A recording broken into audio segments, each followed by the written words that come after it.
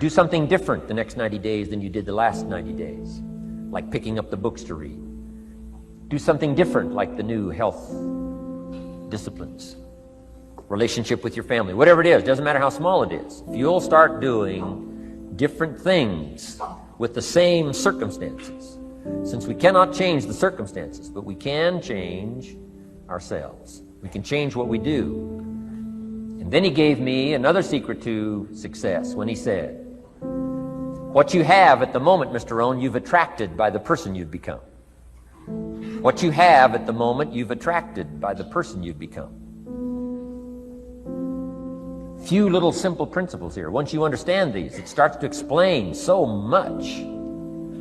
Now, sometimes it's a little tough to take, blaming yourself instead of the marketplace, taking responsibility instead of putting it off on someone else. That transition sometimes is a challenging mission.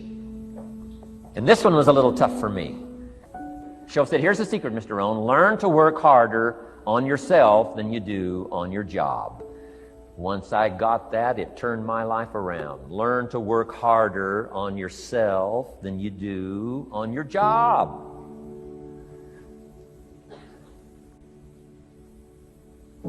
He said, if you work hard on your job, you'll make a living. If you work hard on yourself, you can make a fortune. Wow. If you would have known me at age 25, you would have said, Jim Rohn's a hard worker. If you'd have known me, you'd have said that. I'm the guy, I don't mind coming a little bit early, staying a little bit late. I don't mind that. You'd have said, well, Jim Rohn's a hard worker. You say, well, how come he's got pennies in his pocket and nothing in the bank and behind on his promises? Well, I was a hard worker, but I was working hard on my job, not on myself. I'm telling you, if you'll learn that simple little principle and start the process today, latest tomorrow, I'll give you tonight to think it over. And start this whole process of personal development, work on yourself, make yourself more valuable to the marketplace. I'm telling you, you can so dynamically change your income, and economics is the least of the values that you can start earning in terms of equity if you'll start working harder on yourself than you do on your job. Work hard on yourself and develop the skills. Work hard on yourself and develop the graces. All of the stuff necessary to become more valuable to the marketplace. I'm telling you, your whole life can explode into change. Promotions, no problem. Becoming more valuable to the company, I'm telling you, no problem. Money, no problem. Economics, no problem. Future, no problem. If you just go to work on the right thing. Not get things out there to change. Don't try to change the seed. Don't change the soil. Don't change the sunshine. Don't change the rain. Don't change the mix of seasons. Let the miracle of everything that's available work for you, and start working on the inside. Work on your philosophy. Work on your attitude. Work on your personality. Work on your language. Work on the gift of communication. Work on all of your abilities. And if you'll start making those personal changes, I'm telling you, everything will change for you. Mr. Shoaff, over a 5-year period before he died at age 49, who taught me some extraordinarily simple things. He only went to the 9th grade in school. Never finished high school, never went to college, never went to university. So he put his ideas and his experiences in very simple language, which I think for me, a kid from the farms of Idaho, that simplicity was so important. Because if it would have been technical, I'd have missed it. If it would have been mystic, I would have, backed away. But it was just basic, blunt, ABC, familiar stuff that I hadn't thought of before. And he did start to remind me, and those ideas changed my life. Mr. Shoaff was the one when I said, this is all they pay. He said, you've been working 6 years, Mr. Rohn, how come you're not doing better? And I said, this is all the company pays. He says, well, that's not true. I said, no, this is my paycheck. This is all the company pays. He said, no, this is all the company pays you. I thought, that's a new way to look at it, right? He said, doesn't the company pay 2, 3, 4, 5 times this amount to other people? And I said, well, yes. He said, well, then this is not all the company pays. It's all they pay you. And if you qualified, wouldn't your income grow 2, 3, 4, 5 times? I said, I suppose. So he said, we don't have to work on the company. We have to work on you. See, that was the beginning of what he called the phrase personal development. I told him things cost too much. He said, no, you can't afford them. I thought, well, that's a new concept. I hadn't thought about that. You know, we put some of the valuable things on the high shelf, so you can't get to them until you qualify. If you want the things on the higher shelf, you got to stand on the books you read. Every book you read, you get to stand a little higher so you can get the things on the higher shelf. See, I learned those concepts. It was so incredible. And here was the most important one. Success is something you attract by the person you become. See, that phrase changed my life. Success is something you attract by the person you become. Success is not something you pursue. It's like chasing a butterfly. You can't quite catch it. Success is something you attract by becoming an attractive person. See, those were new concepts to me. I'm just working hard trying to make a living. Here's what he said to me. This changed my life. I got a chance to teach this in Moscow and across Russia. 3 visits, now the 4th. Here's what Shove taught me. Profits are better than wages. Nobody taught me that in high school. Nobody taught me that. I went to 1 year of college. Nobody taught me. Profits are better than wages. Wages make you a living. Profits make you a fortune. And how could you work on both a living and a fortune? He said, well, you could start part-time working on your fortune while you're working full-time on your living. I thought, wow. Now, he said, it's fun to get up in the morning. Not just getting up, go to work to pay the rent, but to get up to go to work to make a fortune. First, to make a living for my family. Second, to make a fortune. And he taught me how to make both a living and a fortune. Guess what I did? I learned how to make both a living and a fortune. And I found out anybody could do it once they get the information. And at age 25, I started receiving this extraordinary information. Here's what he said. Your income is directly related to your philosophy, not to the economy. I thought, no one ever told me that. I kept hoping the economy would change. He said, no, your philosophy has to change. I assured him that I had my fingers crossed. He said, that won't help. Then what could I do to change my income and multiply it by 2, by 3, by 5, by 10, and then multiply it by 10 again? What could I do? And he started giving me the disciplines and the process of learning the skills to change my life. This was an extraordinary man. Those were extraordinary times for me. Life-changing in every manner that you can imagine. But very simple ABC concepts. Here's what I learned. Not to search for the exotic until you've discovered the basic. And those basic philosophies that he shared with me during that time were life-changing. Success is something you attract by the person you become.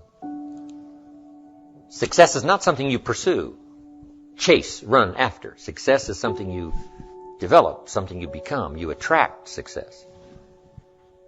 So the whole key to unlock all the treasures, whether it's economic treasures or spiritual treasures, financial, social, personal, every way you can possibly think of, is by your own personal development. And then he added one more, which is so important, and it's probably worth the price of the seminar. Here it is. What you become is much more valuable than what you get. What you become is much more valuable than what you get. The major question to ask on the job is not what am I getting here. The major question to ask on the job is what am I becoming here. Not what am I getting, what am I becoming. So it's very important what you become. Because what you become attracts. If you become cynical, you attract cynicism. What you become attracts. So this whole subject of personal development was so vitally important to me. It changed my life. I was a millionaire by age 31. And that was just the economic part of it. It took me 6 years from age 25 to age 31. It was unbelievable. Remember, be a student, not a follower. And here's what you must always do. Design your own personal life. I'm very happy for people to take notes at my seminar, but I'm also just as happy if somebody says, hey, this is not for me, tear up all these notes and throw them away. That's just as valid for me. Right. Remember, be no one's disciple. Chart your own course. Make what you do the product of your own conclusion. What I'm saying here is be your own person. You don't have to be a model of someone else. You don't have to do it like anybody else. Right? Do it like yourself. Buy what you want to buy. Listen to what you want to listen to. Make changes if you want to make changes, and don't make changes. Right? It's your life, I'm telling you. And don't let anybody persuade you any different. Success is not a stereotype. Success is not a Ferrari. Success is not an automobile. It's not a house. It's not a place. It's not money in the bank. It's not $1 million. That's not success. Success is the continual unfolding of the design of your own life and pulling it off. That's what success is. The continual unfolding of the design of your own personal life and pulling it off in whatever degree you wish. That is success. Successful in doing whatever you want to do that makes sense to you, for you, your family, your responsibilities, or take on responsibilities or refuse responsibilities. That's strictly all up to you. We've been given the power of choice. Every life form except human beings operates by instinct in the genetic code. Now, why not human beings? Because here it is. We've been given the dignity of choice.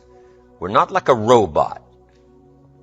We're not stuck like a tree, using up all the nourishment, nothing left, now you die because you can't change location. Not true. Humans can go north, south, east, west. Humans can change, do anything they want to do. We've been given the dignity. But here's what's interesting about all life form except humans. Every life form except humans strives to the max of its potential. How tall will a tree grow? As tall as it possibly can. You never heard of a tree growing half as high as it could. No, that is impossible. A tree grows as high as it can, drives down every root it can, produces every leaf it can, extends itself as far as it possibly can. Every life form extends to the max, except human beings. Now, why not human beings? Because we're not robots. We've been given the dignity of choice. And here's a couple of alternatives on the dignity of choice. To be part of or all of. You have the potential to be. And you got the choice. Do a little to make yourself comfortable and forget the rest, or do it all. And there's nobody here to dictate you got to do it all. That's nonsense. You got to be rich because we live in a rich country. That's nonsense. You don't have to be rich. You don't have to do it all. You can do a little, do some more. Take advice, but don't take orders. Take information, take training, take teaching, but don't take orders from no one that tells you how you need to live and what you need to own and what you need to do. Somebody says, well, you need to be successful. That's a personal choice, being successful. What we teach is the possibilities, and everybody chooses. Take a little, take a lot, do some, do nothing. Abraham Lincoln said, since I would be no one's slave, I will be no one's master. Excellent philosophy. If a guy says, hey, I'm soon cashing it in, I'm heading for the mountains. I'm going to live in a little cabin, live off the land, and feed the squirrels. If he goes and does that, guess what? He's a smashing success. Why? He's doing what he designed to do and went and did it and pulled it off. You can't say, no, that's not successful. That is the epitome of success, is giving a design to your life and go pull it off, making progress in that direction that satisfies you. If it doesn't satisfy you, make alternatives and you change. And if you get some better ideas, sure, you may follow someone's suggestion and ideas, but not orders. Design your own life like you want it that will fit. Now, if you take on some responsibilities, now you got to consider those. Yes, you can ignore your responsibilities, but you won't feel good about that. Guess what the old prophet said? Some things that taste good now in the mouth turns bitter later in the belly. So you don't want to sacrifice. We all must suffer one of two pains. Regardless of your choice of lifestyle and what you want to do, we must all suffer one of two pains. The pain of discipline or the pain of regret.